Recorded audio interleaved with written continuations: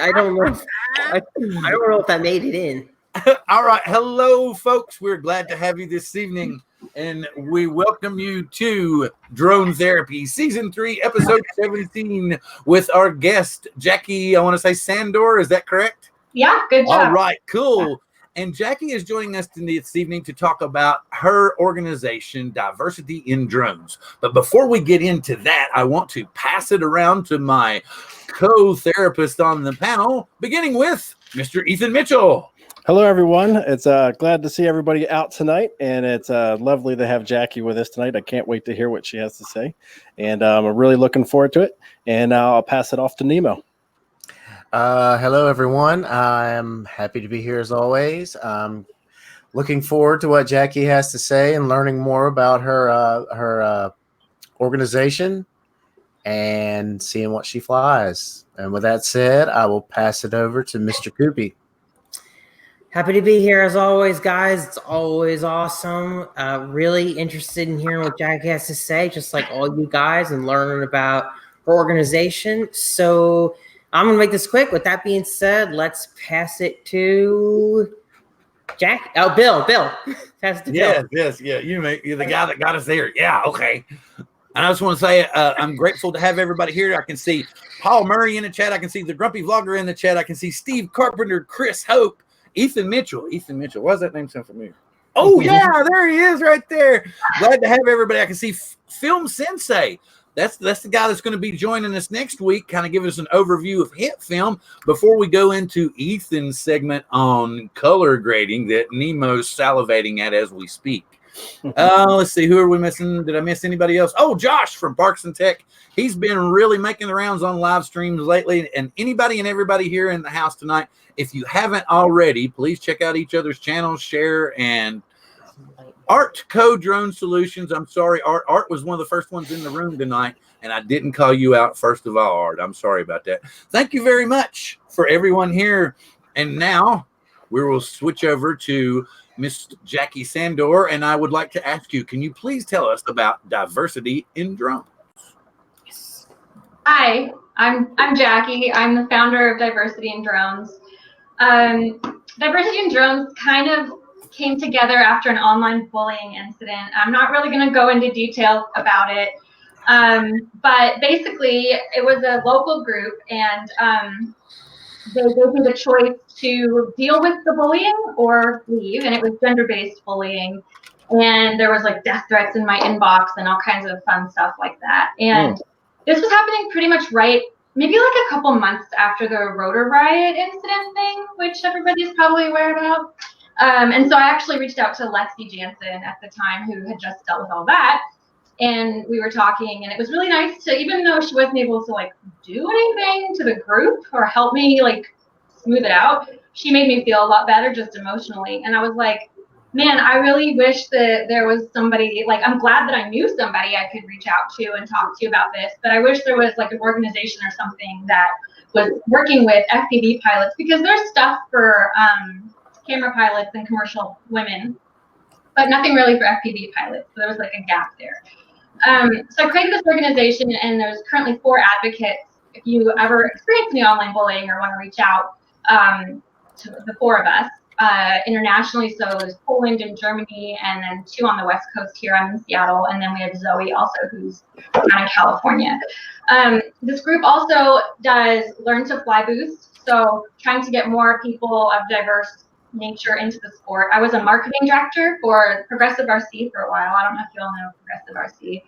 And they're amazing. They're our sponsor. They've pretty much given us everything that we have right now in our booth.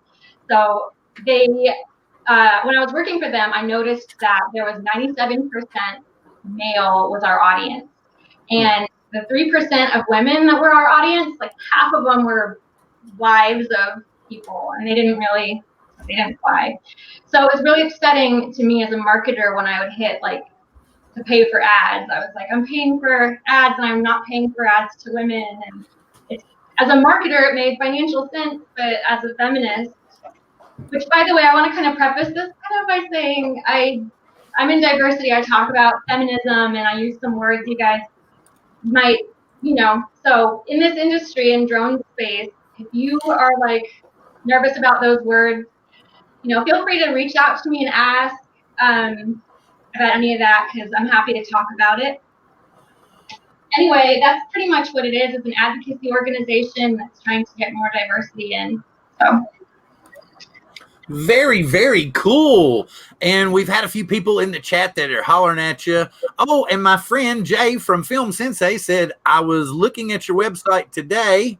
Also, it looks like you're doing some great things. Jay is one of my dearest friends. When I first got into doing videos and stuff like that, I started using a software called HitFilm, and Jay is one of the people who spends time doing tutorials and stuff and explaining very thoroughly. And he also has a karate slash taekwondo slash I know he does the Filipino martial arts with the sticks. He does a little bit of everything, and he's a super good guy. And actually, maybe somewhere down the road, you all could do something with HitFilm. I don't know if he knows contacts or not, but they're a really cool bunch of people also. So I use HitFilm primarily for all of my video editing, so I love HitFilm. Seriously? Yeah. Oh, no way. But yeah, so you might even know who Jay is. That's kind of cool. Oh, and I can see Canadian Drone Hub is in the house. Roger's in the house. John, I can see Nacho Rolling's in the house. Alex from Greece is in the house. Very cool. Very cool. Glad to have everybody in the house tonight. Super, super cool. Forgive me. I might be playing with my teeth and I shouldn't be. Anyway, any questions you all guys have for Jacqui that you would like to know about her group and what all's going on with the group? Yes. I got questions. Jacqui, are you guys do you guys have I want to say like going on tour, but do you guys do like events at different locations? Any in particular planned on the East Coast?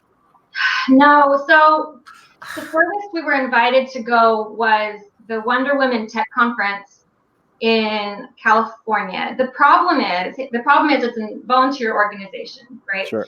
And so every dollar that's put into this is put in by either my volunteers or I have like one big sponsor, which is Progressive RC right now. So right now we're just kind of building on the events locally, and you guys are catching me at kind of a strange time because we've been doing a lot of events up here. As you might see on the website, I haven't even posted about all of them. We just did an amazing event with the Civil Air Patrol. They've been amazing to us.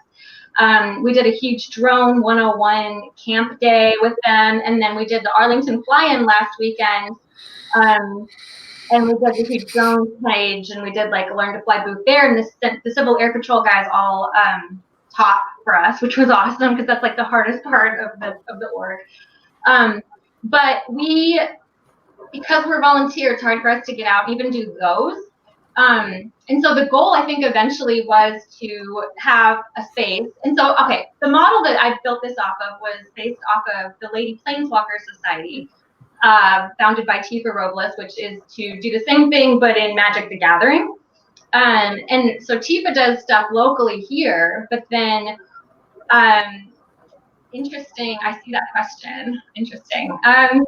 We do stuff locally here, but then she would have other organizations around the world adopt her logo and adopt the mission and adopt the anti-harassment statement. And that was eventually the goal for us, was to have other groups around the nation to start, or maybe the world, adopt our mission so that we can have more volunteers working with us. So that's kind of the long answer to that question, I guess. Sure. The short answer is no. So what's your wife doing, Ethan?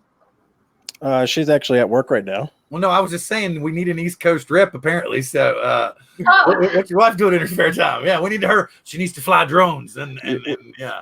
You have to talk her into flying drones. She's not really that interested in drones at all.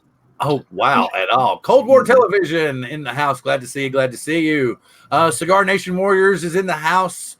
And did you, like I said, you said interesting question. Like Josh from Parks and Tech was wanting to know how he could donate.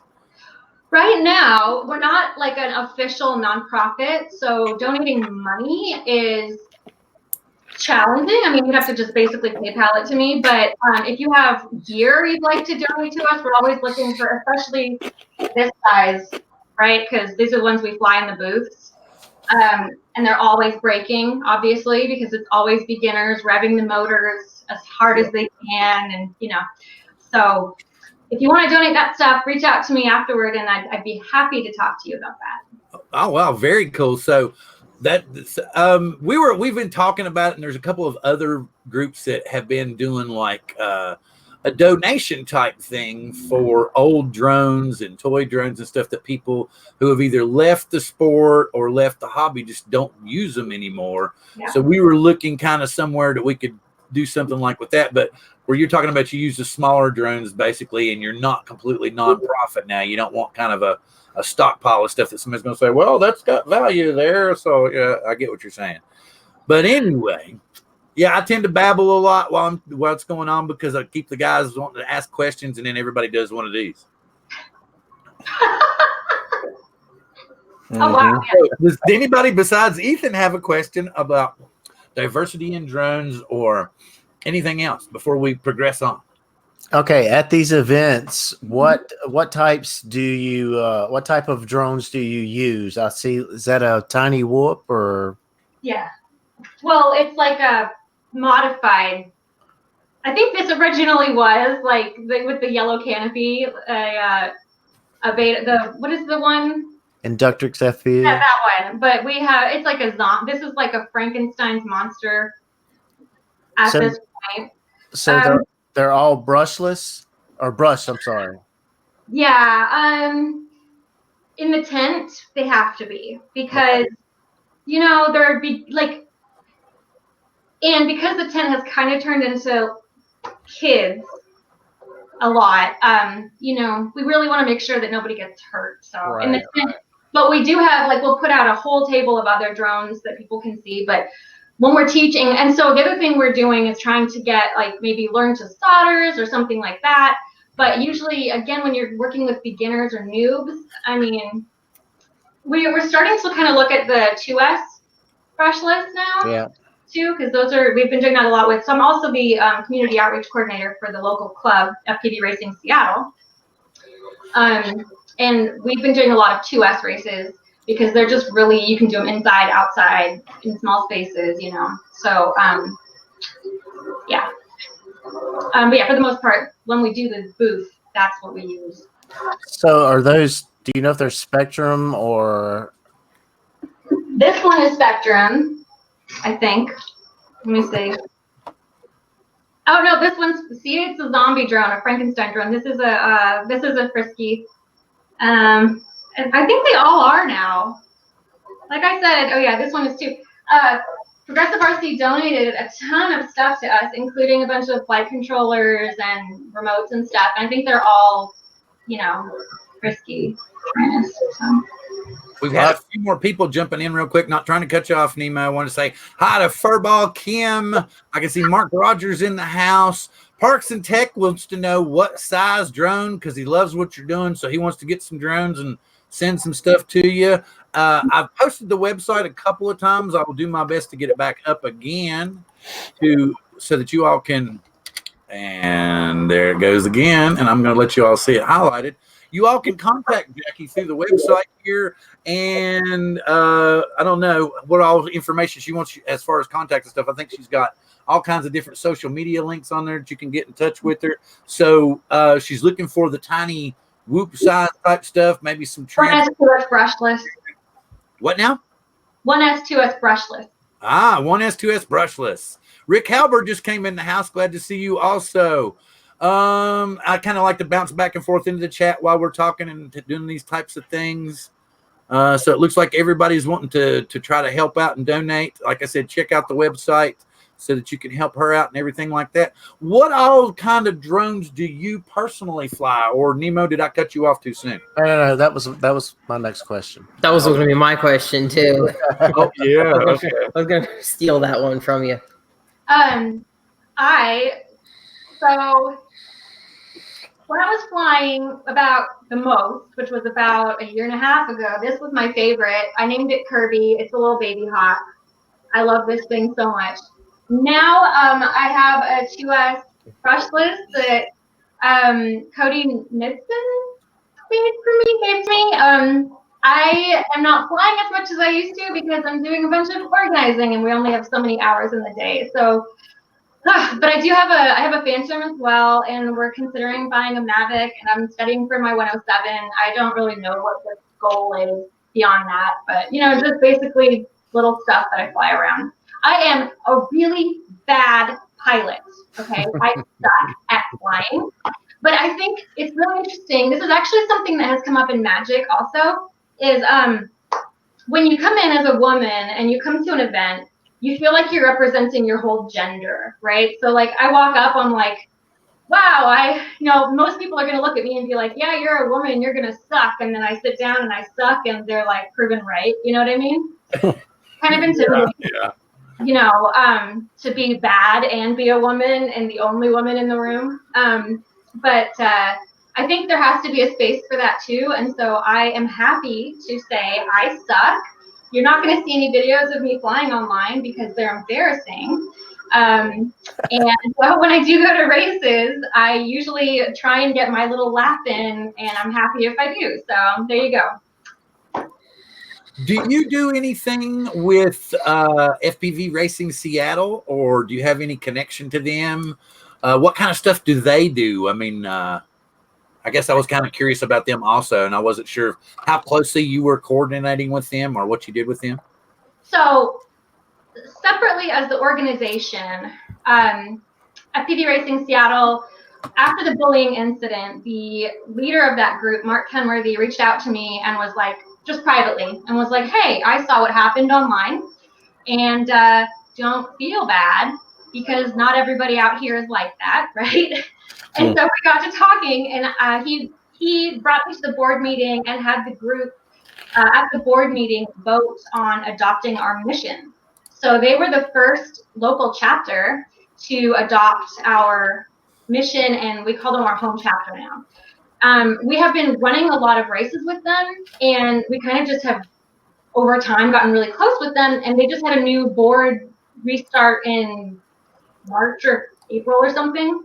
And at that point, my fiance was voted in as the president of that organization, and I was voted in as the community outreach coordinator. So a lot of these Learn to Fly booths and everything have been kind of under the dual umbrella of Diversity in Drones and FPV Racing Seattle. Speaking of, where is Dave? Hunting spiders? Maybe he's comparing knives and spoons. Oh, okay. I didn't know. I had to do that because I even told you I love that exchange. I thought it was so awesome because he was like, the whole point was so funny because she was like, it's a spider. It scares me. Get rid of it. And he's like, but I've already swept it off the bed. Do you want me to traumatize the spider more? I thought it was hilarious. I thought it was awesome, man. And it was great. That's why I was like that. And I know that Dave has a lot to do with FPV Racing Seattle. Is there any connection between FPV Racing Seattle and Progressive RC? I think it's all just because we're all in the same area. So Progressive RC, when I worked at Progressive RC, here's something I'll say about Progressive RC. They are, first of all, amazing, and they're local, right? So it's like a local e-tailer. And they do everything possible to support the community here, but also any other community. So like, I've never seen them deny a request unless it's really outrageous. That's where this came from. Yes, that looks familiar. Yes. Well, and John, the only thing, John loves it because Progressive RC makes stuff that nobody else makes. Yeah, the cables and wires. Yeah. Yeah, the only thing John doesn't like, I mean, I haven't had that many issues, I guess because I'm close, but we don't know if it's the website's on a slow server or what the deal is, but it takes forever for people to push through and get orders, or they would be covered up a lot more. Yeah, something's going on with their website. They had a big problem with the website, and it took a long time for them to resolve it, but they finally did. So if that's happening again, I would reach out to them because they would probably want to hear that. Like what, a week ago, John? 2 weeks ago? Yeah, it was like a week ago. The reason the reason I really wanted to order from the site is because they have a really unique 3-cell, not a 3S board, XT30 parallel charge board. And I don't screw around when I parallel charge. And honestly, they have the best board that I've seen. With parallel charging. Yeah, and the first power charge board I ever purchased was from Progressive RC, and then I gave that to my father-in-law. Now the XT61 I run is from Bardwell, but as far as 3S, as far as XT30 out there, there's some really bad quality ones, but I'm pretty happy with the board that I have. I just wish their website situation was better.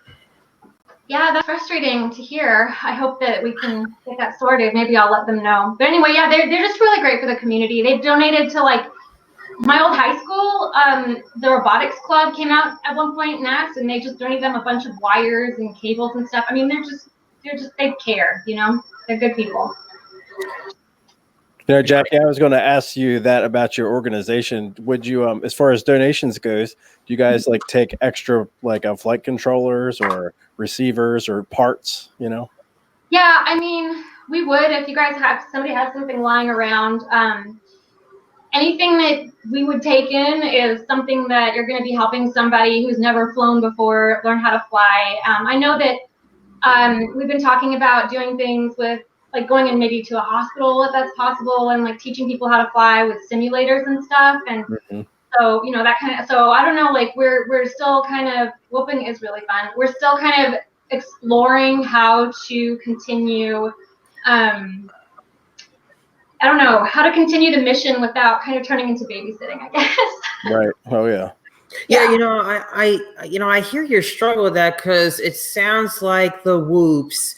The adults, they see the whoops, I guess, in the booth, and they're like, "Oh, those are little kids' toys." And it's like, I can see how that would happen, but you know what? Adults are certainly grabbed by the Mavic and the DJI stuff. When they see that, they're like, "Oh, whoa! Now this is some serious stuff." But I don't know how I would feel about just letting someone who's never flown a Mavic fly that hardware around, you know, in an event or something like that. That's a tough problem to solve, isn't it?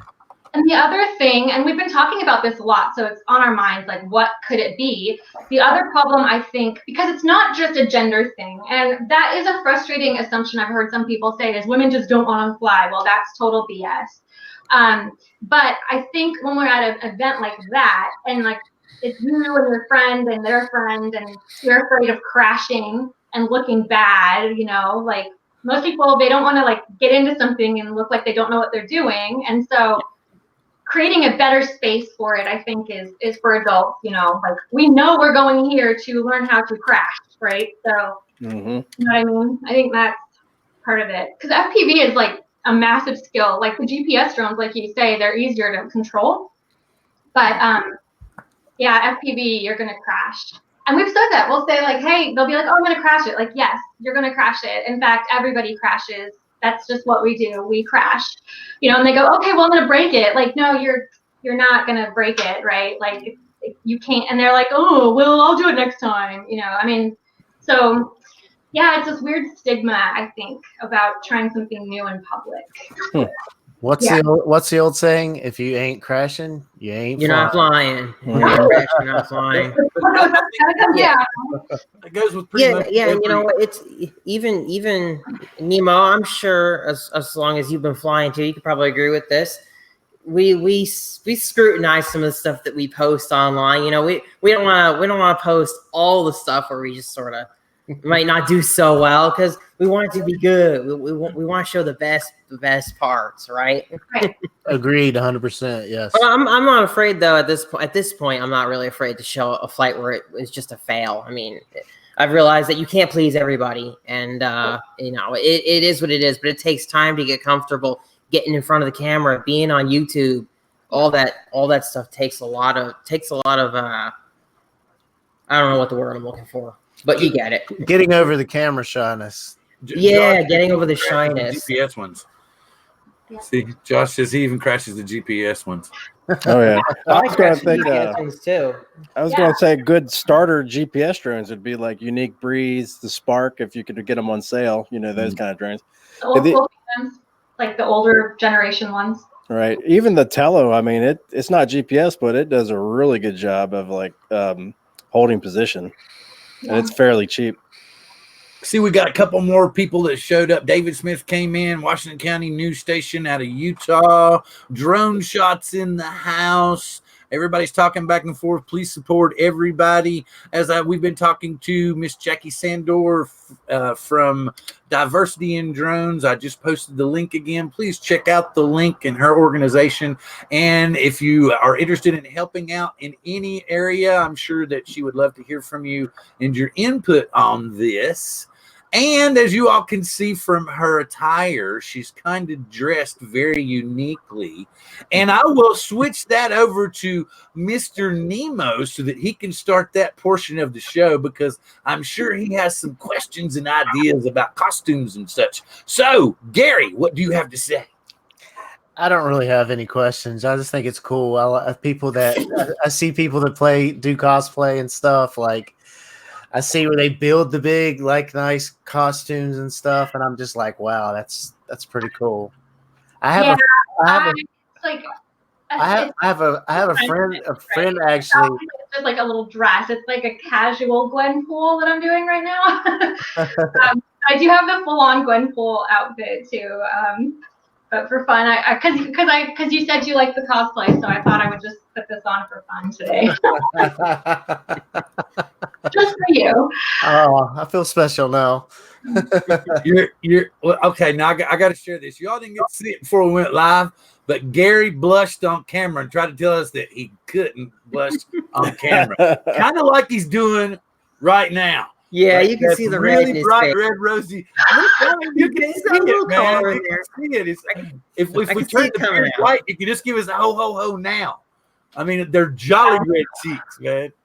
But anyway, glad everybody's having a good time. That's the whole point, because we're trying to get a positive message. Like every week here on the show, we're talking about that. Like for us, drones are therapeutic. It's if we've had a bad day at work or somebody's talked to us in a bad way, and we can go out and just fly for a little while, maybe put the headset on or just look at the heads-up display of what we're seeing and what we're flying around. We kind of forget about stuff that's gone, and it's a good way to wash away those anxieties from the day. And it needs to be a place that everybody's accepted. We talk about our little space of camera drones and FPV guys. Well, she's taking it to another level entirely. So that's really cool. So we're just trying to share that story with everybody about supporting everybody, being positive, everybody. Everybody can have a different message, but we can still all support each other and really talk about it and get along. And that's a good thing about that. So what did you talk about earlier, Gary, when you were blushing and talking about an Iron Man costume? Oh yeah. There's a website. It's actually like a little, I think it's like an app or something. It's called Pepakura. And you can print like all these, a full Iron Man costume out of paper. And you take it and it tells you where to fold it and glue it together. And people will take those and they'll make like the helmet or whatever, and they'll put like fiberglass on it. And then they'll put like Bondo on it. And like these guys have made some that look, I mean, it looks amazing. They'll put like little actuators in the helmet and it flips up. And when it closes, the lights come on. I mean, it is amazing. And ever since I saw that, I was like, man, that would be so cool to build an Iron. I mean, I'll have an Iron Man just like sitting right here, like standing right here in the room. I think that would be awesome. Don't y'all? Oh yeah. I have a whole room for crafting, and it's got like wigs just up on the wall and like a full thing of costumes. I don't think I would have any wigs. No. I'm just saying we have like a full on the guy from Xbox with the helmet. What's his name? The Halo guy? The Halo guy. Oh, yeah, that'd be cool. Yeah, we have like the Master Chief. That one, Master Chief. See, I see stuff on Instagram and stuff, and like I said, I've got a friend. He does like this. His name is Micah, and I think his whole thing is Legend of Micah. That's his YouTube, and he goes to all these Comic-Cons and whatever con, and he shows all these pictures Oh my and like, goodness. videos of guys doing stuff. No, he's over here. Yeah, I'm still not doing it. It's right there. Look at him. This is the point where Bell flies Yeah, around. he does fly that it. all the time. Also, you notice I always is do like my in my eye. microphone. I was trying to figure out. I hadn't flown this one and that one, and this is the one with the optical flow. That was why I was showing the remote, and I was over here in this little corner. You all know I have to do that, and we never tell the guest, and then you tell them afterwards. So that's the way it always works.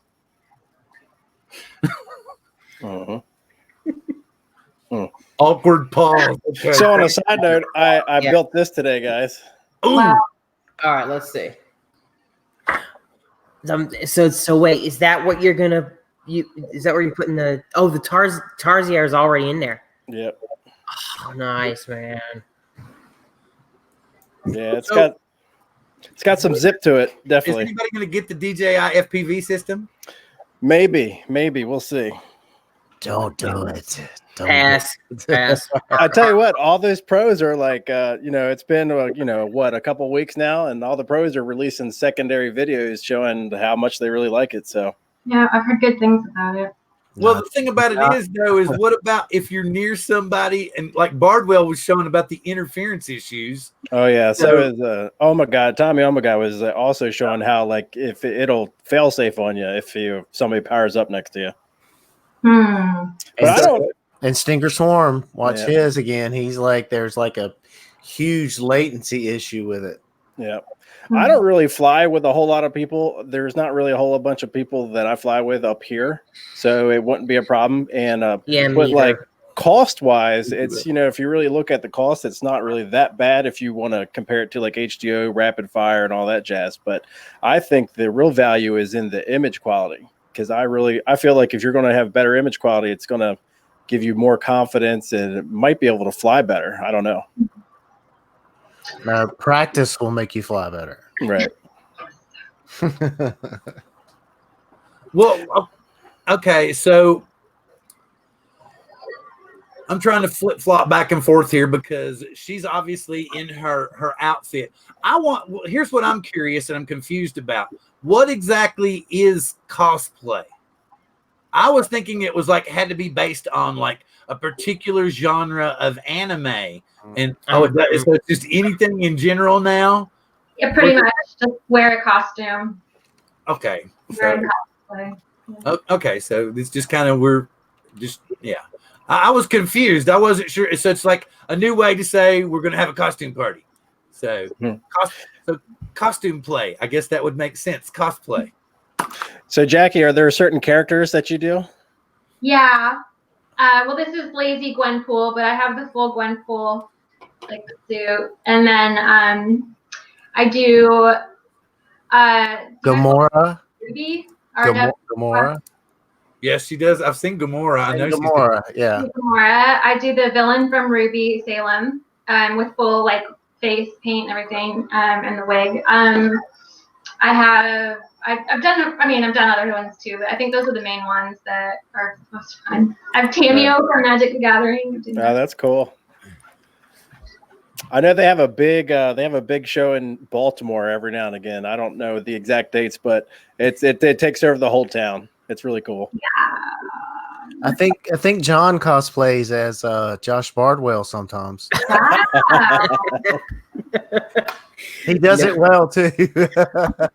So that's who's been ringing his doorbell. I was wondering. So when Bardwell goes to the door, John jumps on the live stream. That's what it is.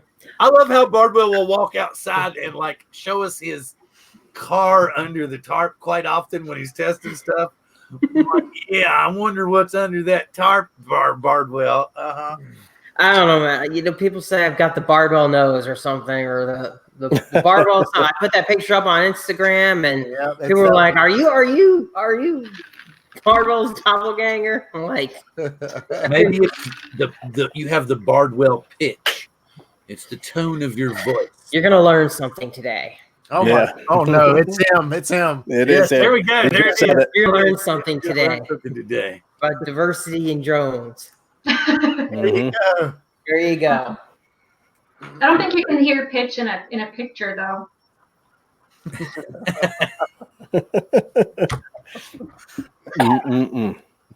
I broke him.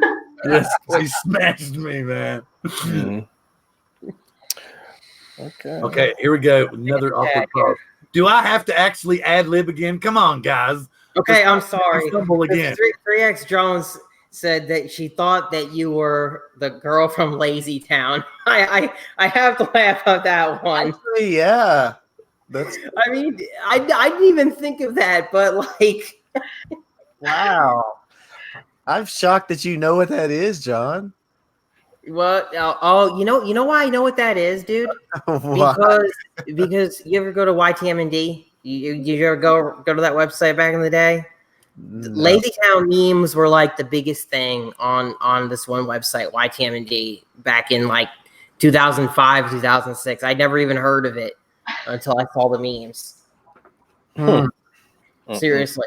I don't even know, but I thought it was an insult for a minute, and so I was just like going to be like, "What?" No, it wasn't. I know everybody here is nice, and I was like, "I'm just." And then not Steve, but Lloyd had pointed out earlier that I was just old, so I was like, "Well, I better not say anything," because I felt like kind of like Clint Eastwood in the movie The Mule when the lady says we don't say that word anymore, and he's like, "Oh, really? Well, I'm sorry, I didn't know," because he just been out of touch for so long, he just had no idea, so I didn't want to say anything. So it's like a game or something? Yeah. Oh, very cool. I didn't know. I was like, I figured I would wait and see what everybody said. And I see Birdman's come in the house. And anybody else? 3X is talking a lot. We were talking about that earlier. And then here's the one where he was saying I was getting old. And that's just, Lloyd gave me an inferiority complex. So I babbled and stumbled even more. Ha ha ha. No, I'm just kidding, Lloyd. Thanks for everybody coming in. And anything else? We want to talk about anything else or just get crazy and random as usual about this point in time? I thought Lazy Town was a TV show. It's an Icelandic TV show. It's a TV show for kids. Yeah, it's a TV show for kids. All right.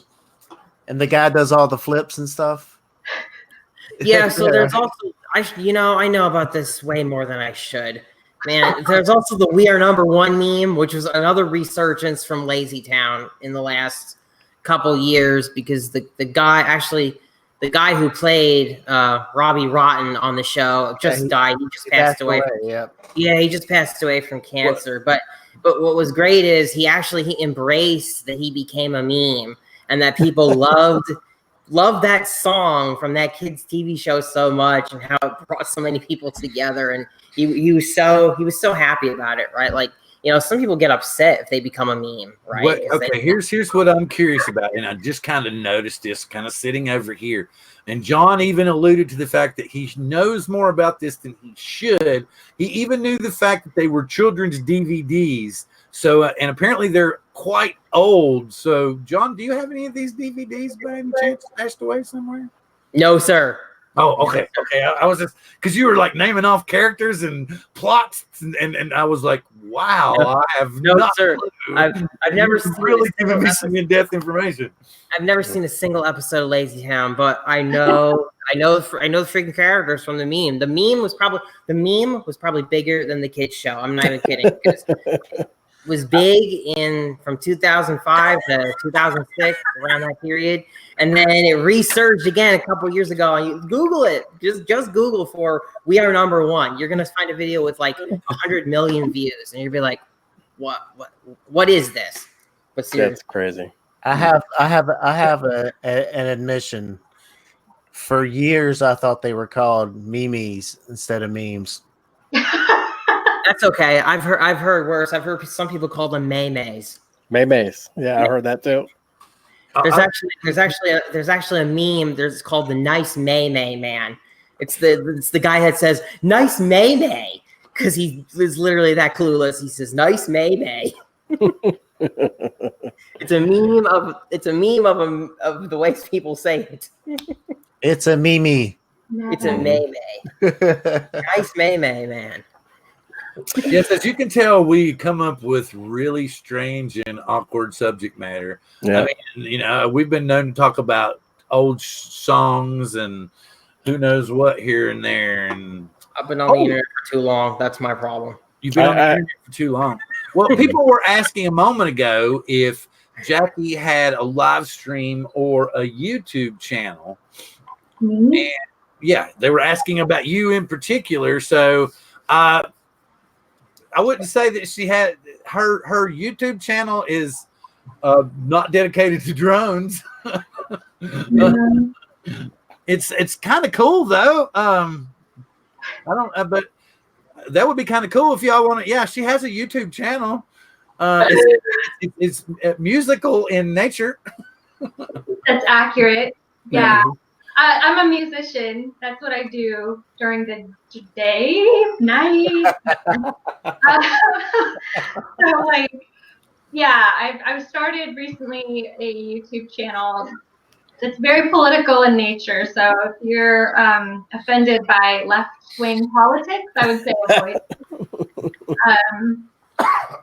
We have no political affiliation while we're live on the air, but once we get off the air, everything We changes. talked about it. Yeah. So I wanted to warn people.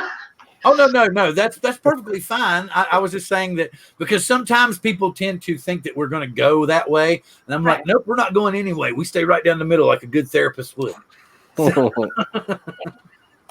So, but no, I was just wanted to. She does have, and I think Gary was the one that brought up your Instagram page that knew where it was because of the cosplay aspect. I think that's how he knew of you, and I just happened to. Because I had the same curiosity that Steve was asking about. I just happened to Google or go onto YouTube and just type in your name and actually found your channel that way. So if you type in, let's see if I can get it to come up here again like it was before. As you'll see right there, her name, you can type in her name at the top of your search bar and you should be able to find her on YouTube. And hopefully I'll get these all dialed in a little bit better as we go along. But yes, type in her name and you can find her. And please subscribe and check out her channel and be nice and give constructive criticism and polite criticism. And that's I'll be happy and be flower child from the lost era gone by. Jacqui, they didn't think I knew you.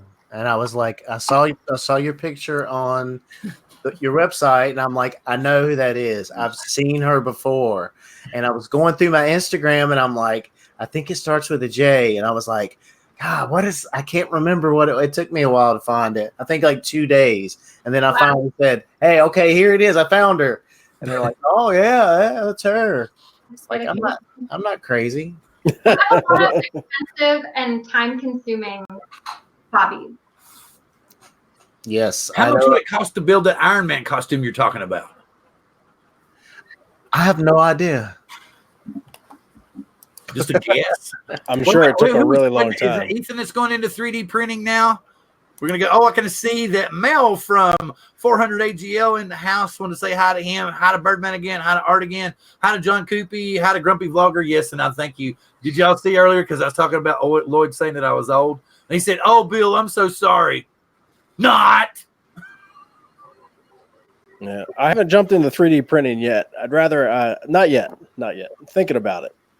I am too. I got a recommendation from one of my friends that printed the little thing I showed last week. He is amazing. Like I showed you some of the prints. Like he does really good work. And he's like, I'm like, what kind do you have? Well, I have this one with this, but you could get this one. It's a little more expensive, but that's the one I would go with. And I'm like, oh, great. More money. Right. Exactly. I'm sure I can go down the rabbit hole of money real quick with those things. Yeah. But I was thinking, like the Pepacura thing, I've known about that for years. And I've always been like fascinated with it, how they can take just pieces of regular paper and you fold them and glue them. And then they make an Iron Man mask. I don't know why I'm obsessed with Iron Man.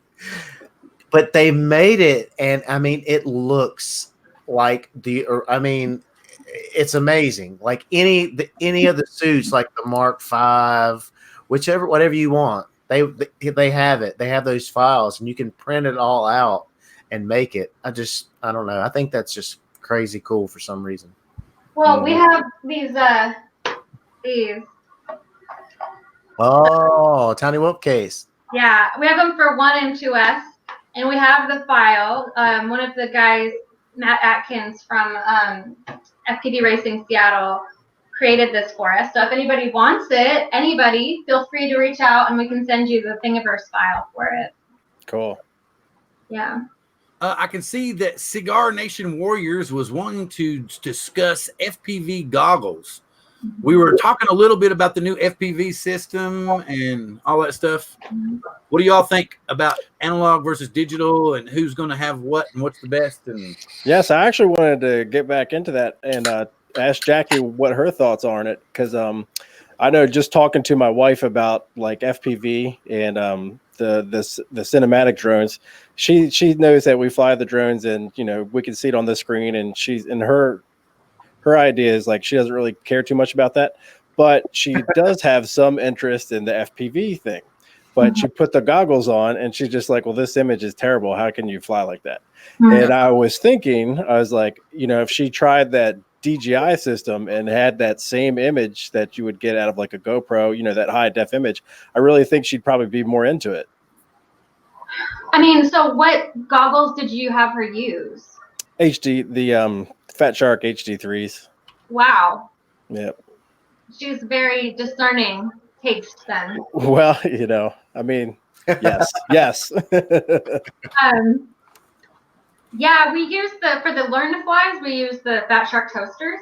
And to be honest, I almost like the video quality better in those because it's, so I have a bad eye, so it's hard for me when there's like the two screens. Right. Yeah, so maybe that. I mean, we've had other people say that. And while we're on the topic of like picking goggles, I think I've had a lot of women in particular who don't want to wear the goggles at all because of like makeup, you know what I mean? And so like they prefer the screens anyway. Sure. So I don't know. That's an interesting topic for sure. But yeah, I don't know. I have the HD3s as well, and I like those. But oh yeah. Yeah. I remember when I first were talking to people about like what kind of goggles to get, and a lot of people said, spend the money on the goggles because that's what you're going to be using all the time. Which gives you that like flying experience.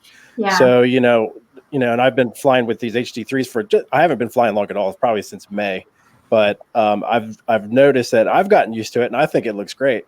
But for more people to jump into the hobby, I think if they had that awesome image straight out of the gates, I think they might stick with it.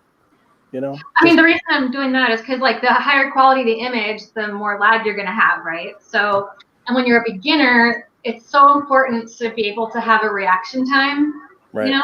Because they're already crashing a lot anyway. I say when you're a beginner, I've been flying for what year is it? 3 years, 3.5 years, and I still suck, and I still would be upset with the lag because I'd crash a lot more. I think if we had like higher quality video, you know what I mean? So until there's like really good. So I don't know anything about this DJI system except that I've heard good things about it, but I don't know. Is it like a Wi-Fi system? No, it's I think it works off the same megahertz as like our regular analog stuff. Yeah. But and it's supposedly if it's close by, it's got the same amount of lag as your analog. So, yeah. Right. Exactly. So that's really good considering. Wait, it has the same amount of lag as analog with good picture? Yeah, it's just as fast. Yeah. Okay.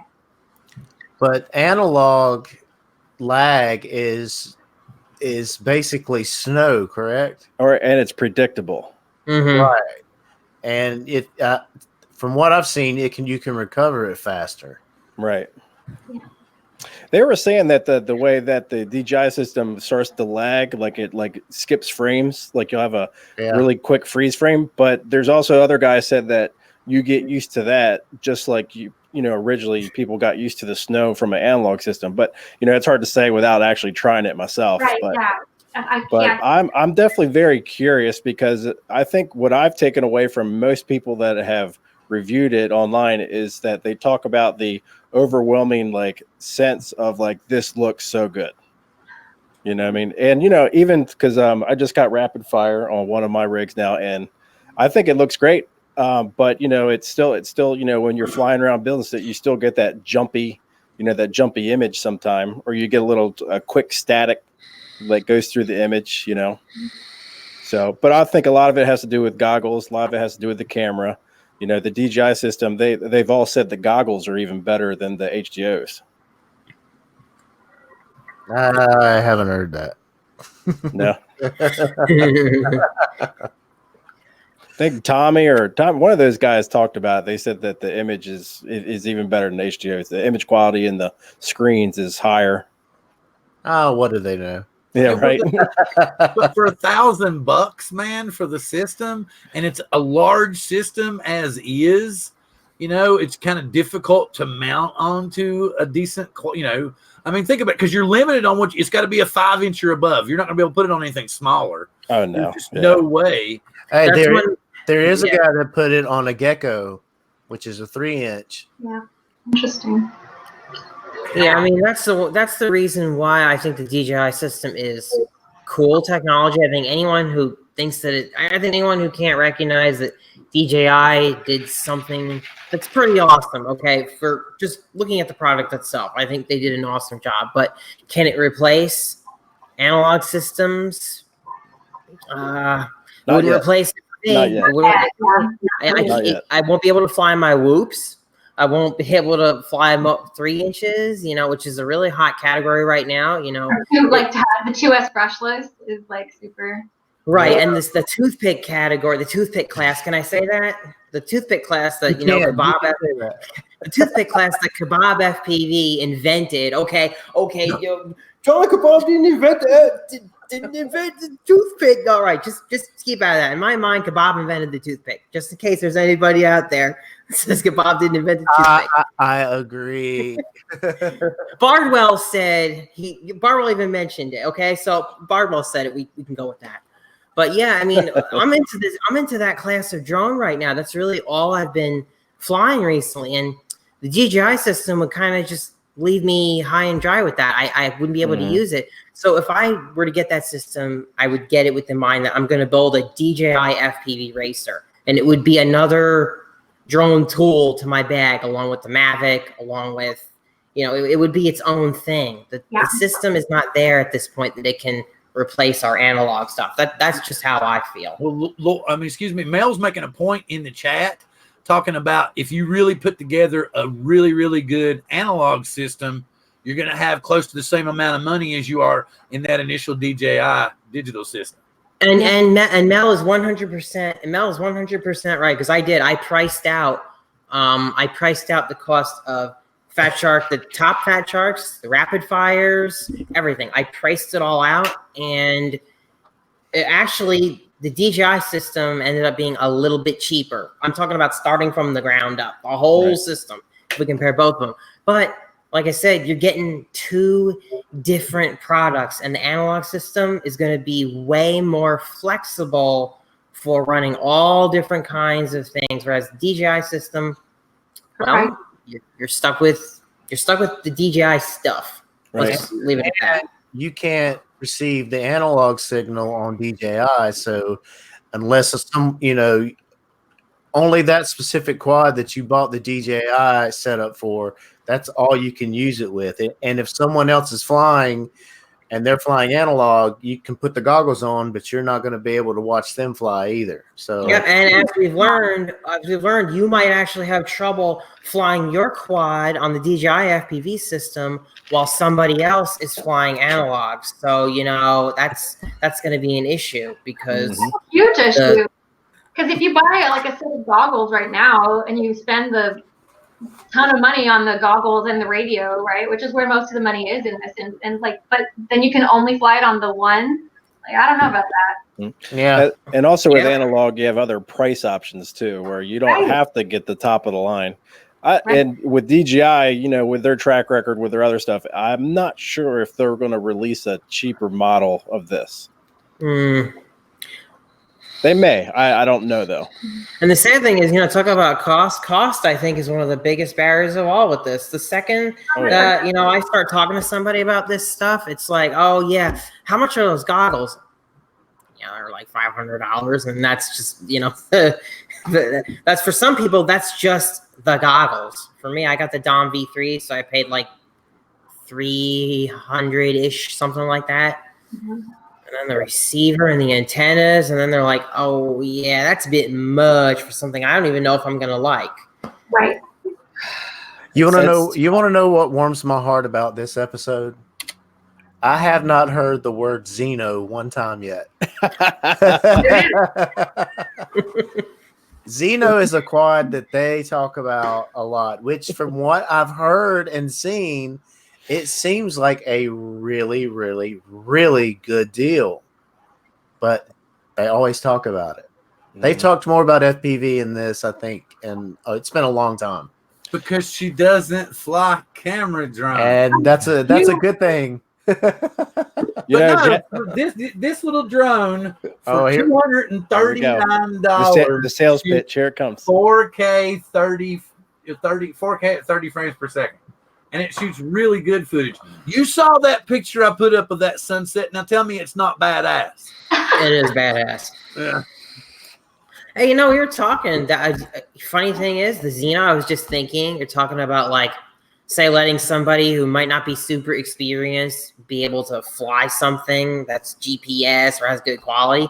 I was happy to let my neighbor who'd never flown a drone before take over my Xeno and fly it around. And at the end of the day, it's $235. If something does happen to it, it's not like you're killing a $2,000 Mavic 2 Pro. So there is that. It's good to see some of that stuff's gotten a lot cheaper.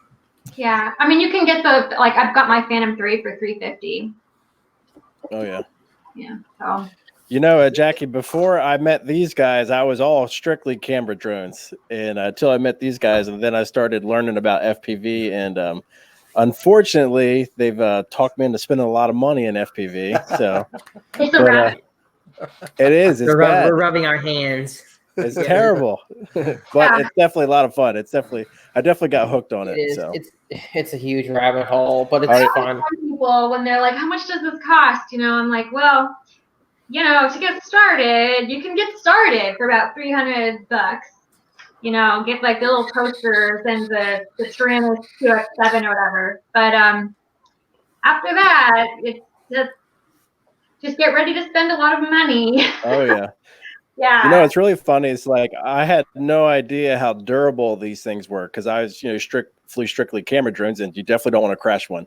But I remember the first time I've been practicing in the sim, and I finally built like a 5-inch, and I took it out and I took it to my buddy's farm first because I was like, I'm not flying it in Baltimore and crashing into concrete. But as soon as I took off, I buried it in the dirt 15 seconds later, and it's just covered in dirt. And I'm like, great. Now this is not going to work. Nope. It took right off and started flying again. I couldn't believe it. Yep. Yeah. Yep. That's the hardest thing is when you get into FPV. It's like when you go from that camera bird to the FPV, it's okay to crash. Right. Crashing is okay. You have to get that in your head that, a crash is not going to ruin everything. If you ain't crashing, you ain't flying. That's right. I will say I'm good with it now, but when I first started, it's like as soon as I crashed, like 15 seconds later, my heart sank because I was like, "Oh God, it's destroyed." But because it hit hard. I mean, it hit hard. I mean, it was just covered in dirt. Dirt was all in the circuit board. I mean, dirt was everywhere. But the funny thing is, the dirt probably saved it. Ironically, that the softness of the dirt probably saved it. Yeah. Probably. But yeah, it's definitely been a lot of fun. Definitely a lot of fun. I will say when I fly now, the FPV is just flat out fun. And now the camera stuff is, I do that more for like my side gigs and, work kind of stuff. Yeah. That warms my heart. It's all because of you guys. So we're going to, wait a minute. I started writing some more down. And I don't know if you all saw last week's episode, but it starts and it's like this, just like, I don't know, and don't take this the wrong way. I mean it in the utmost of a compliment, Ethan Mitchell. Uh-oh, here it comes. It starts out, the episode, literally when you start it up and it comes on, it says, "You can't undersell yourself." And I thought that was a perfect way to start it. And I mean, and we need to put that on the shirt along with the pinch, and then there was another one. Oh, and I thought another one that I thought was really cool is, "Hi, it's John. I'm here in my garage." So we have a T-shirt that and it came from the Tiny Hawk, actually, this little drone. And we were talking about how the camera's not mounted properly, and John was actually doing this, and he says you gotta pinch the little head together with tweezers, and then so we actually made a little shirt about it and everything. And so Bill, I ordered a new Tiny Hawk camera. I finally got tired of trying to fix that lens situation and get with the hot glue because it got messed up again, and I'm just like, whatever. I'm ordering a damn camera for the thing. Mm-hmm. Oh, I can see Above and Beyond Drones is in the house. Wanted to say howdy. Glad to have you in the house. And also, you all not been busting on me, but they've pointed out too, because see, I've ordered Tiny Hawk Freestyle that's already on its way on the boat across the seas, and now they're telling me that it looks like it's a piece of poo. Hold on a sec. We'll get to that in a minute. But Bill, Steve is saying that people are asking for Jacqui to type in the comments the links to her other social media links. I will do my best. I think a lot of her social, aren't they on Diversity in Drones? Yeah, I think so. Her social media links are on Diversity in Drones. Everything is / Diversity in Drones. So if you go to Instagram, just type in Diversity in Drones. If you go to Facebook, Diversity in Drones. Those are the main ones that I do stuff on, really. So. I think where I kind of said that, though, about your YouTube channel, everybody's curious about it. And it has nothing to do with Diversity in Drones. It's about music and stuff. It's not like that. So I could a channel where I talk about folk music, and you can look at the more mainstream kind of thing. That's Folk Music Blog, and you can also look up my more I have a character called Rowdy Maggie. I dress up and I wear a wig, and I talk about leftish politics and folk music. So here's the ring. I told you the phone would start ringing. It's 8:30 on the dot. There you go. JacquiSandor.com. You can find all that stuff if you're interested in that part of my life. But be warned, it's left that way. That's cool, and that's cool that you're giving everybody a heads up on it. And yes, John, at the same time every night, and it's not just on Wednesdays, it's every night, because as most people know, we run an adult family home, and we get our rides verified at 6:30 every day for our clients. So yes, that's why it rings at 6:30, because we get a phone call from Everett Paratransit so that we can verify everybody's rides going everywhere for the next day. So yay!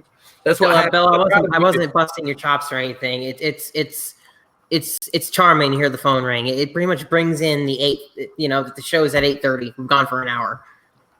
Oh, okay. I'm sorry. I don't know. I wasn't busting your buttons or anything. No, see, part of it, like a couple of my clients love drones. As a matter of fact, my daughter is really interested in drones, but she doesn't have the manual dexterity and the actual, train of thought to actually control it. So we're thinking about getting her a crawler, because she can do that and would probably have a lot of fun with a ground vehicle, because all she can do is run into stuff. Do what now? Did she do the sim at all? No. I don't know if you remember my daughter or not, but my daughter. Okay, so but she likes it as long as it's like she can pay attention to it in front of her. But then, 2 minutes later, she'll be looking over here and it flies into stuff. But she really likes the ground vehicles, because if it hits something, she can say, okay, and then she'll try a different direction. Whereas if it's the drone, it'll hit and smash and hit the ground. Then we have to go through the, calibrating it, getting all that set. She kind of gets frustrated by that point in time. Well, that's why I mentioned the sim, because that's on the computer. So we've tried even with just minute communication stuff with an iPad, and she just gets bored really quick. Okay. That was I guess that was another reason that kind of made it really cool to me, because she took to you rather quickly, and she doesn't do that a whole lot. She doesn't seem interested. She was like, because I know she saw the controllers and stuff. She's like, oh wait, there's their, and she's like, okay, cool. And then she wanted to do it, and so that's what I thought was cool about it. So that is cool. But yeah, I think we're going to get her some kind of ground vehicle, and we're probably going to get my grandson a ground vehicle, which is actually going to be for my son, obviously. But yes, my grandson likes that too. Let's see. David Smith actually said hi, Jacqui. And anybody else in Cigar Nation Warrior said hi. The reason she's wearing the wig, Mel, is she does cosplay also. So and Nemo really likes cosplay. He's interested in cosplay. That's how he knew he wait. I'm not gonna wear wigs. Okay. Let's just make that clear. He's interested in it. And he actually knew of Jacqui before me introducing her because of that. And like he was talking about, he spent 2 days finding it to show us the he knew about her and everything. So it was kind of cool. So that's why she's wearing the wig and stuff, because that Gary is kind of an homage to Gary, because he really likes it. And I swear to you, you did not see the 8 shades of crimson he turned when we were not live. I swear to you, totally not true. Totally false. I should have gotten a screenshot, man. He had to turn his camera off because he was so embarrassed. Yes, it did. I hit something. I hit something accidentally, and I mean, oh no! Wait! Oh, I did it again! No! Yeah. Because you're starting to turn. Look, they're already glowing red again. Watch him. Bill just learned about cosplay. They can't see if the camera's far away. I got some sun today, so that's. I better go buy a lottery ticket because I think the odds are in my favor because it's getting deep in here. Okay, I guess we've kind of gone really crazy and wild. And anything else we want to talk about? I think something that would be cool is to some kind of make a drone into a cosplay. We were just talking about this the other day with my friend. See? Because we were thinking we could do did you guys play Zelda? We could do a little Navi. Make it a little make the drone. Yeah, that's an interesting idea. Yeah, you said you got a Phantom 3. That'd be perfect for that kind of stuff.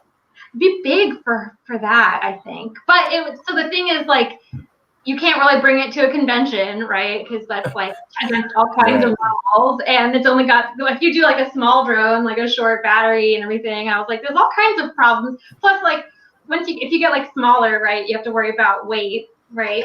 So, but yeah, it's an interesting thought. Or if you guys have seen the new Spider-Man movie, there's a bunch of really gross, bad drones in it. Yes. We could, make one look like that. That would be the perfect Mysterio costume to have a few. Oh, that's good. That's good. Yeah. Okay, so I want to go back to the subject that John, did you touch on or not about the Tiny Hawk freestyle that you said we'll talk about it in a minute? Oh yeah. Oh yeah. We don't have to talk about that. So you're gonna no. He was saying this is also crazy because I told him, I said I ordered it and I told y'all, I said it's shipped, guys. It's already shipped. And then so John's like, well, hey man, if you go ahead and get this one, I'll buy it off of you. And I'm sitting here thinking, well, if I buy it, I kind of want to fly it myself. Why do I want to sell it to you? No. What I was Hey John, that's my line. That's my line. No. What I was saying was I was trying to encourage you to cancel that Tiny Hawk freestyle and buy the Kebab FPV Diatone Cube, the 229 Cube toothpick. And I said that if you do that, then I'll buy my own cube too. It will be cube buds. This time I'll actually follow through with it. Okay, how much are they? How much are they? The cube would be 130 on PyroFlip RC with their 10% coupon code we got running right now. There's a coupon code Michael Rollins, just in case anyone's got a PyroFlip order they want to put in or something. But anyway, this is kind of how we ended up with the Xenos, man. And yes, we're gonna talk about it again because it was just what was it? We got them for $175 each. Yeah, and I had leftover cash on my PayPal that I didn't realize, so I ended up spending $80. But so the reason I'm concerned about the Tiny Hawk freestyle is that I've been just cautiously following, the groups, the forums, the videos about it, and I had seen a video that UAV Futures had put out just yesterday about how the video transmitter was working really, really poor for him. And it seems to be a very recurring theme that the video transmitter works terrible, but it really depends on your equipment. People running rapid fire, or the highest end of receivers seem to be doing okay. But if you're not running a really high-end receiver, then your video signal is going to be pretty crappy. And the reason for that is just Emacs has struggled with video transmitters for a long time. They just have. And it doesn't look like they've done anything different with the Tiny Hawk Freestyle. So, Bill, what I was worried is that your receiver, your goggles or whatever is not going to be good, and you're going to have a crappy experience. And there are some other things too that I think are just not so good about it. When, it's like $100 quad, it would be just way more worth it to spend the $30 rather than backporting all these upgrades. Like, I saw a video where some guy did like $50 worth of upgrades. Why would you want to do that? Why would you want to spend $100 for something? I don't use goggles with the Tiny Hawk. I don't use goggles with the Tiny Hawk as is. But you will eventually with the Freestyle. I mean, because that's right. But that's what I'm saying. But I'm going to invest in it because we've already talked about it. I'll probably go like Fat Shark with diopters or something like that. I'm going to wait. I'm not going to go ahead and get like a small step up. I'm going to go ahead and get something decent that is multi-platform, that I can use different drones and devices with, and spend the money and get something decent. Look, man, you're gonna have fun with that. I wasn't trying to knock it really hard earlier, but I'm very reserved. Obviously, I haven't had it in my hands, but I had the original Tiny Hawk, and let's just say I was not impressed. Dave's in the house. Hey. This is Dave. He's the president of FPV Racing Seattle. Nice Very to cool. meet you. Very cool. I heard he just got home, and I knew you guys were asking about him. So. Yep, I'm here. Nice to meet you. What's We're up? talking about the Tiny Hawk. Yeah, we got a few racers who love that. Looks good. Also, he's got a unicorn T-shirt. That's awesome. Very cool. We're a colorful group. Mhm. So, Dave, what do you think of the DJI system? Oh, There's a little unicorn. Sorry, what was the question? the new DJI FPV system. From what I've seen of it, it looks quite good. Like, I'm very impressed with the video quality at that range and the compression rate. Yeah, I think that's got a strong future. Dave, are you 107? No, not 107. Just recreational racing. Okay, because Jacqui had mentioned that she was studying to get her 107, and I didn't know if it was something that you had maybe spurred her to do, or if it was just on her own, or... The person who inspired me to work on that, well, there's two people. One of them is Dave Durkee. He works with us for Arlington, for DIV. He's Above It Media? Above It Media, yeah. He's amazing. Another Dave. And he, and then the other, it's a woman named Alicia Kelso. She's a senior Civil Air Patrol member, and she's actually sent me a lot of interesting stuff to help me study for that as well. So she's a pilot. She's like a pilot. She's amazing. Oh, super cool, super cool. What are they talking about? Is that a calico cat? Who was saying? Oh, I can see. What is black and white? Just black and white. No, Loki. Oh, Loki. She's just black and white. Oh, she's just black and white. Okay. Very cool. Very cool. Now, it all makes sense because I'd never heard you talk or anything before, Dave. And I remembered, because beforehand, we were talking, you're like, yeah, we're going out of the country for a little while. And then you all started posting pictures. And I'm like, okay, I get it now. It all makes sense. yeah, I'm not from around here.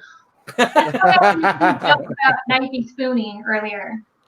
I see you've played knifey spoony before. That.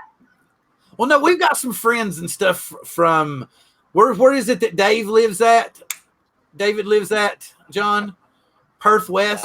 Yeah, he lives in Australia. And then I'm not sure where Spike lives at. I know he's somewhere out there. we got a lot of other YouTube friends and stuff. And it's kind of cool that she got you in here because we talked about diversity in drones. We talked about what kind of drones that Jacqui herself flies. And then we kind of talked a little bit about Progressive RC. And we talked about FPV Racing Seattle and how you were recently elected president, and now you've got her as part of your cabinet now too. And so, yeah, it was, and I've noticed actually Roger has joined the group too. We would actually love to get you guys on sometime if you all were interested also, and maybe give FPV Racing Seattle some airtime as well, because we wanted to do something for Jacqui, and we've already had some guys showing interest of wanting to send some tiny whoops and stuff to her to help out in that aspect. But oh, cool. Yeah. Yeah, that'd be great. Ethan had mentioned sending parts and stuff, but she would have to have like a significant other or a fiance type guy that would have to take like flight controllers and actually put them into a unit. But she might have somebody like that. I don't know for sure. Maybe. I don't know. I've built a drone. I was gonna say she looks like she's probably could do it herself. Yeah, maybe. Yeah, but depending on how many flight controllers you see at the event, get the kids to build the drone. Get the kids to build the there drone. You go. There you go. Saves us building 50. Although let's be really clear here. Let's not just invite children to do this. Get the participants to build the drones. Yes, there we go. There we go. Let's all be proper here. I mean, it's not improper. It's just. Oh no, we just want to be all inclusive. That's the whole thing. Is just I'm sure, and the thing about it is it's going to be you're going to have to be more hands on with children as opposed to adults in that name. As far as like if they're going to build the drone, especially with soldering and stuff like that, I would assume you would probably have to be very hands on with kids as opposed to someone older that would have a better understanding on what to do and how to do it. Well, I mean, there's plenty of older people who you'd have to be pretty hands on with as well. Okay, so this kind of goes back to just diversity in tech in general, where as nice as it is to be inclusive and teach people how to code and whatever, it has to start young, right? So like I encourage every father to bring their daughters into the garage and teach them how to solder along with their sons, or like if you're a teacher, don't tell your daughter that she's bad at math, or don't tell the girls they're bad at math. And there might even be some like really intrinsic stuff happening there that is not on purpose, like just answering the boys' questions and not the girls' questions. And I think that so in that sense, starting young and starting with kids, it's part of the mission for sure, because you're going to be more comfortable if you start as a kid. You're like, oh yeah, I've been flying drones since I was 8, but there's this whole thing of like you just started in May, and you're doing fine. And so like, why can't another woman, my age start now? And I don't know. So there's kind of both sides to that coin. It's just especially because drones, like this kind of stuff is so new and ever changing. I don't think it's ever too late to start learning it. Yeah, exactly. I'm still trying to. They get on me every week because I have a 5-inch back here that's still not programmed. I got that, and this isn't a jumper, guys. This is a Tyrannus. I know that's a great radio. We use that one in our Learn to Fly booth. I got All Faithful right here. I got a deal on it. A guy in Monroe sold it to me for $100 case and all, and I was like, "Yeah, sweet, I'm done." Because I talked to John. I was like, "Should I get this?" He was like, "The guy's gonna bring it to you." I was like, "Yeah." He's like, "Get it, go ahead, get it." Oh yeah.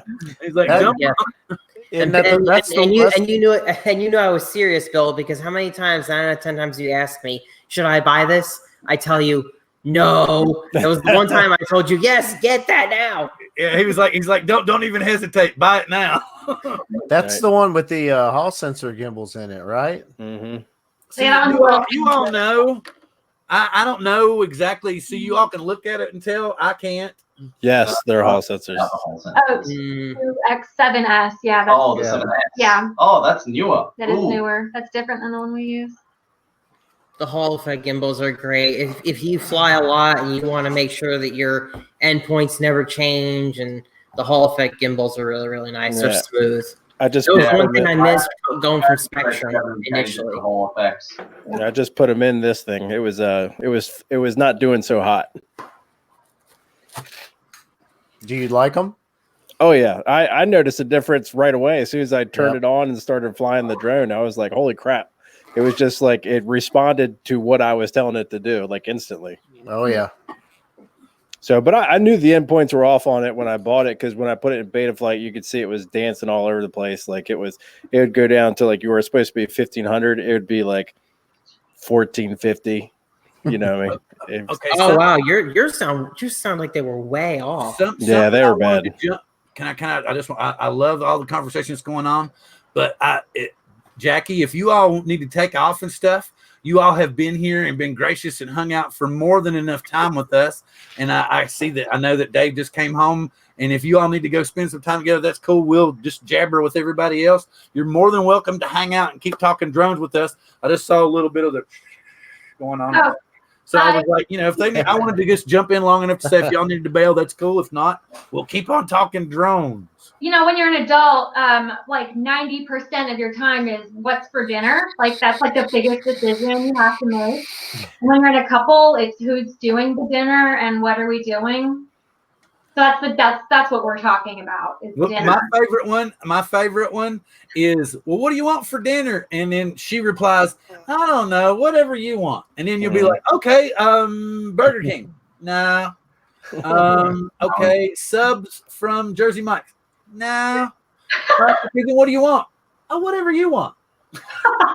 Mm-hmm. Yeah, I know that. And then you go and get something. It's like, that's not what I wanted. Okay.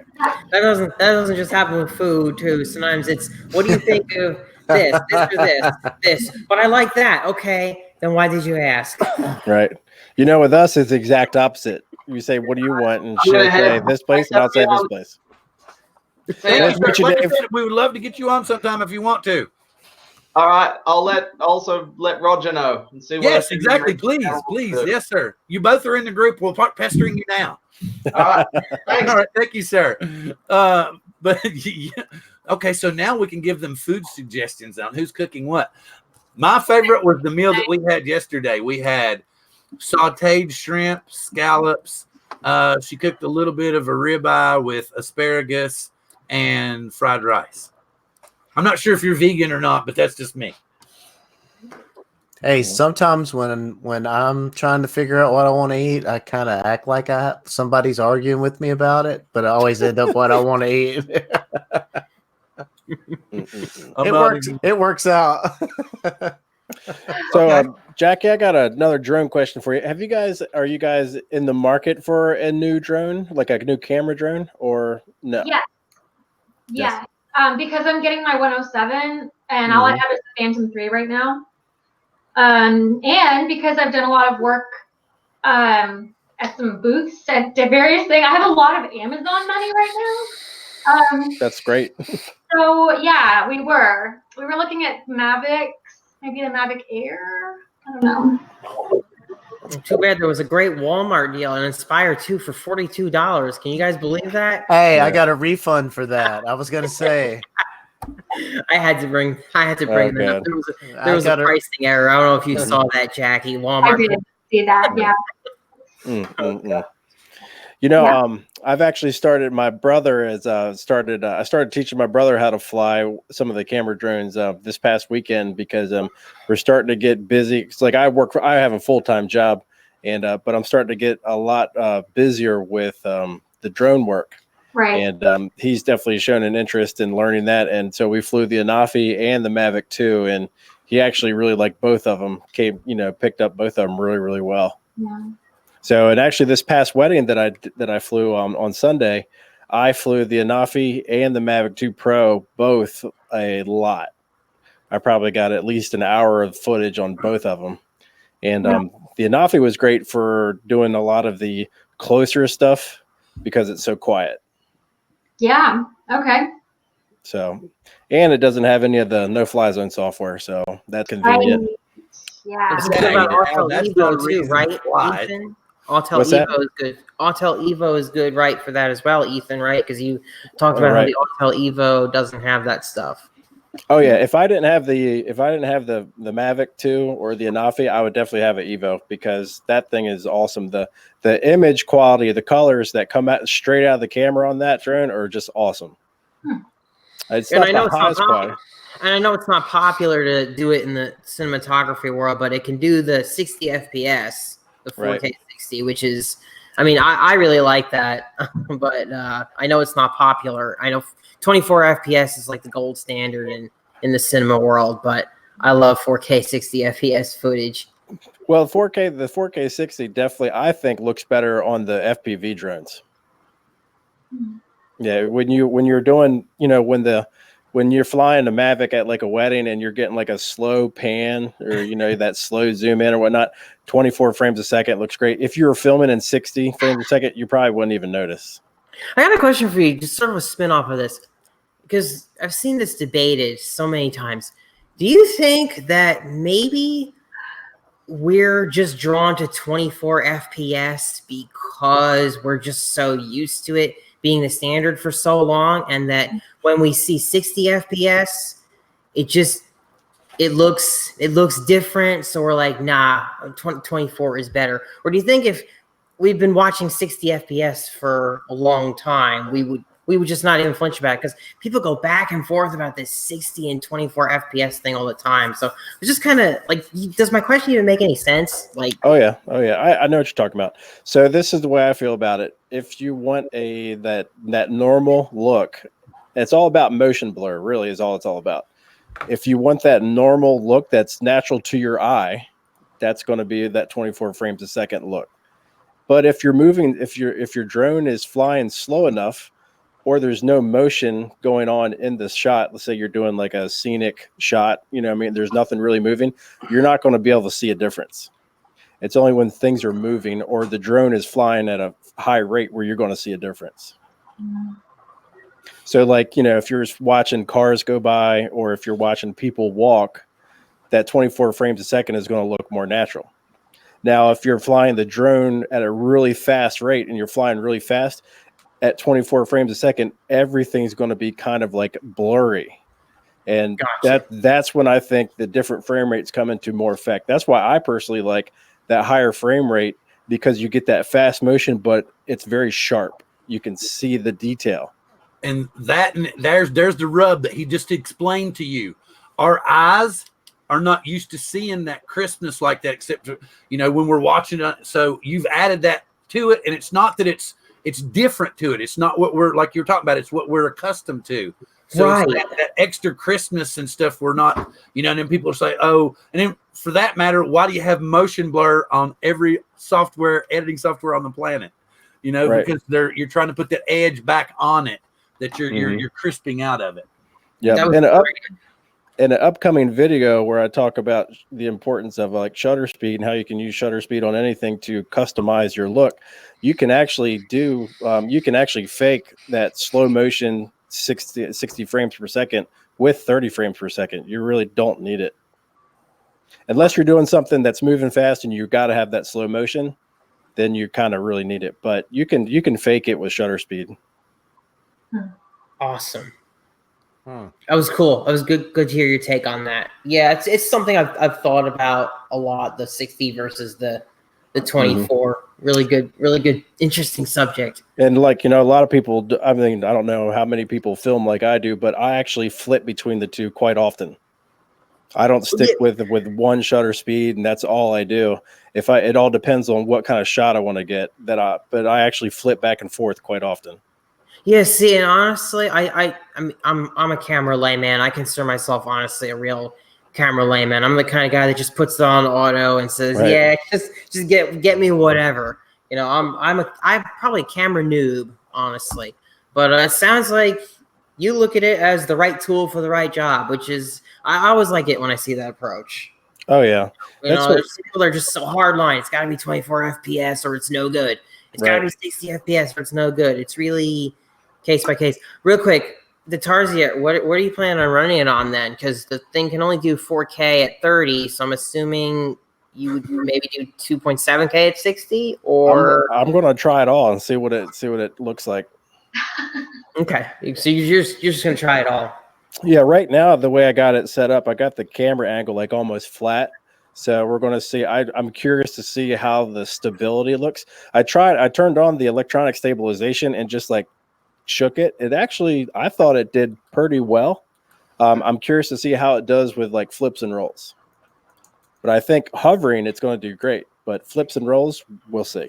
Grumpy Vlogger says our guest is falling asleep. I think we've gone down a frames, an FPS. I'm not an falling Well, no, this is kind of a cool segue towards next week when we're going to have where Jay Haynes, my friend, film sensei, is going to be on here, and he's going to be kind of talking about a little bit about Hilt film before we break into the color grading segment of the show. And just like Lloyd was talking about, that's why we're trying to spread out a little bit more. We're going to do a little bit more about editing and color grading, and we'll do maybe some episodes about photography and stuff and grading on it and stuff. We're going to be talking about building micros and building quads, and we're just talking about camera drones, and we're even going to be talking about diversity in drones from time to time. Maybe even get Jacqui back on here with Dave and Roger and everybody from Seattle, and we'll just have a big old party. You never know.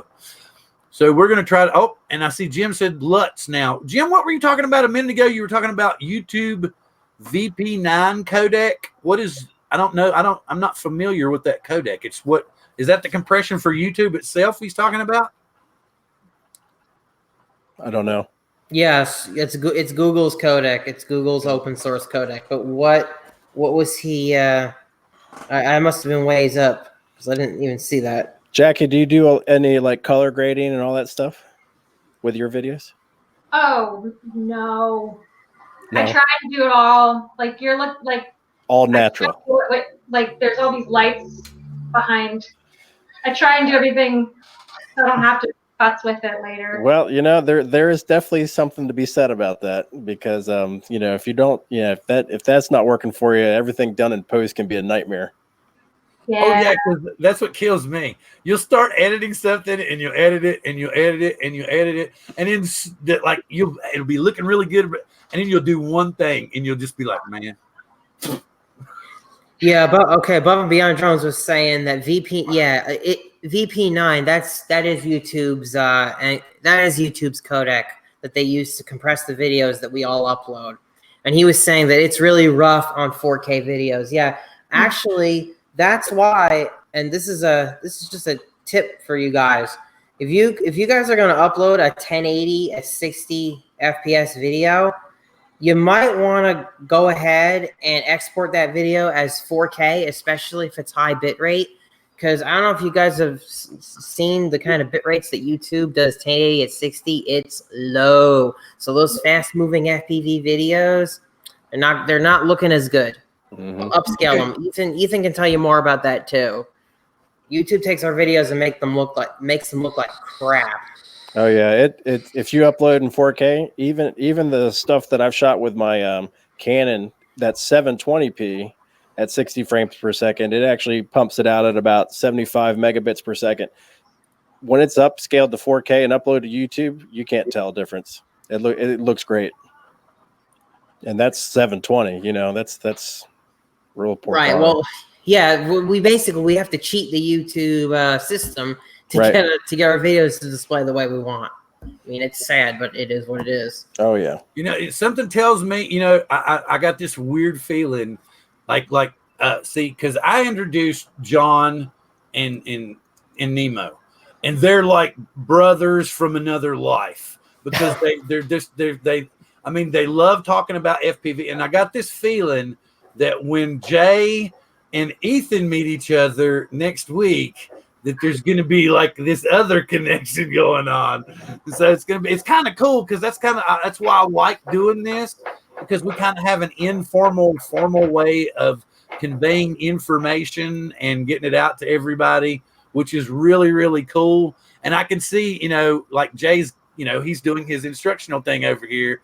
And Ethan does that a lot too, when like Gary will ask questions about color grading and stuff, and I just kind of get this which is going to be really cool. I hope you all get along well, because I think there's going to be a lot of interesting stuff that you all could share, because Jay plays with Blender a lot and does a lot of stuff with other software. And I don't know how much do you use Blender at all, Ethan? Nope. Yeah, I'm a Final Cut Pro only guy. Not that I don't want to learn other platforms. I think it'd be great, but I got a Mac, and so I kind of grew up on iMovie. So going to Final Cut Pro is just the natural progression. But I do recognize that most people use Adobe, and these other platforms. So.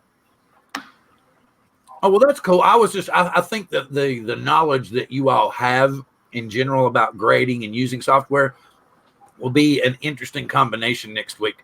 And I want to make sure that Jay stays in with us while we do all that too. Mm-hmm.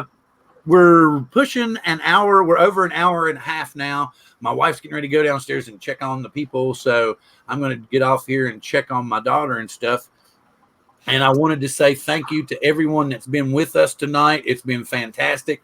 We were glad to have Jacqui with us. We hope to have her back again sometime in the future. If she's wanting to come back, we want to get Dave and Roger on here.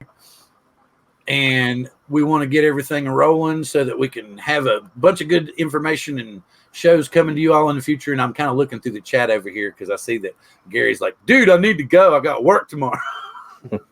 I do have one question for Jacqui before we go. All right, go. Trying to get more ladies involved into the hobby. What drone would you recommend? So I think if we did like the Beta 65s kind of family, I think that's thank you, Film Sensei. I think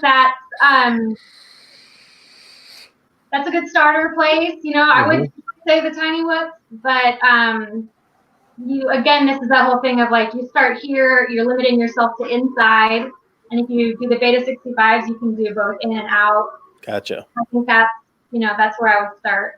Cool. And the Tyrannus that you have, the QX, but just the QX7, not the blue one, but the white or black one. Mm-hmm. The starter, it's $100 for and then a screen. If you don't want to invest too much into goggles, might be a good place to start. So that's kind of right. Yeah. Beginner kit.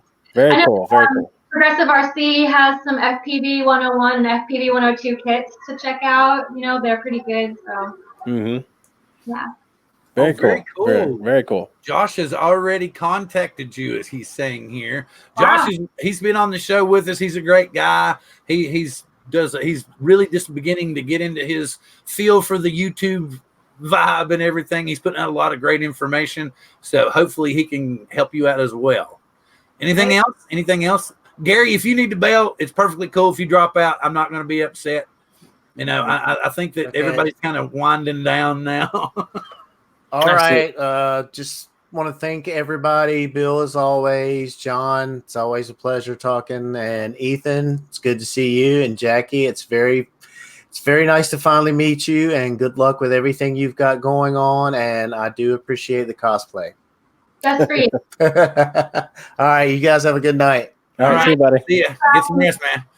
And I could see Brant Ariels came in late. We're glad you came in to see us. If you get a chance, you might want to go back and watch the replay. We've covered a ton of information tonight, a lot of good stuff coming out. And as I have said, we're going to have our software episode next week with my friend Film Sensei Jay Haynes and color grading with Ethan Mitchell. And so I'm glad that everybody was on tonight. Thank you very much, Jacqui, for coming on. I will let everybody get their good evenings done, and I will pass it to John Cuppi. I have to say, above and beyond, Jones was just saying, John combed his hair. No, it's his cosplay costume. Yeah. the Bardwell costume. Yeah. He nailed it. There it is, the Bardwell costume. That's it. It's his Bardwell cosplay. I'm John Cuppi, and you're going to learn something today. Now, you know what? You need to do that. You need to do that. Oh, yeah. You sound just like him. Yes. Yes, you do. No, I don't. No. John Bardwell. No, John TBS sucks. Now I sound like him. No. Oh, I'm just kidding. Man. I'm just messing. I'm just messing around. All right. It's been awesome. As always great to come on here with you guys. Ethan, Jacqui, it was great to meet you and learn more about your group. Good luck with it in the future. Definitely would love to see you back on here. And with that said, I'm going to pass it to Ethan. All right. Well, thanks, guys. Thanks for coming out tonight. It's been a pleasure. I had it. I had it, but you were confusing me with your. Okay. And Ethan can let Jacqui say goodnight, and then I'll close the show. How about that? Well, I want to thank everybody for coming out tonight. It's always a pleasure chatting with everybody and seeing these guys. Jacqui, it was wonderful meeting you, and I'm definitely looking forward to seeing what you got going on in the future with your group, and hopefully we can send you some stuff. That'd be really cool, and maybe you guys can venture out to the East Coast someday. That'd be great to have you guys out here. So, and with that said, good night, everybody, and pass it to Jacqui. Thanks for having me on the show. If you guys, I don't know. Oh. He closed me out. He was like, "We're done." You're done. No, I hit the wrong button and it went. It's like I barely missed it. So there we go. Okay, thanks for having me. If you have more questions about diversity in general, or diversity in tech, or diversity in drones, both the concept or the organization, feel free to reach out. Of course, we do accept donations, and if your organization is ready to take on the mission of diversity in drones and sign the anti-harassment pledge, feel free to reach out, and we'd be happy to share our logos and stuff. And we want support from everywhere in the world. So if you are ready, we're ready to co-work with anyone. So that's my spiel. Awesome. Well, that was fantastic, and I'm glad to have had you on tonight. It was very cool to see Dave jump in for a second, and hopefully we can get him and Roger and the guys from FPV Racing Seattle on. Maybe we can get some people from Progressive on. That would be really, really cool. And with that, I will say thank you to everyone that's come tonight. Please join us next week. We're going to have an action-packed, fun-filled software episode. Yeah, that sounds okay. So please come back, and with that, live long and prosper. Let's see how long everybody can hold it for. Okay, it's not ending.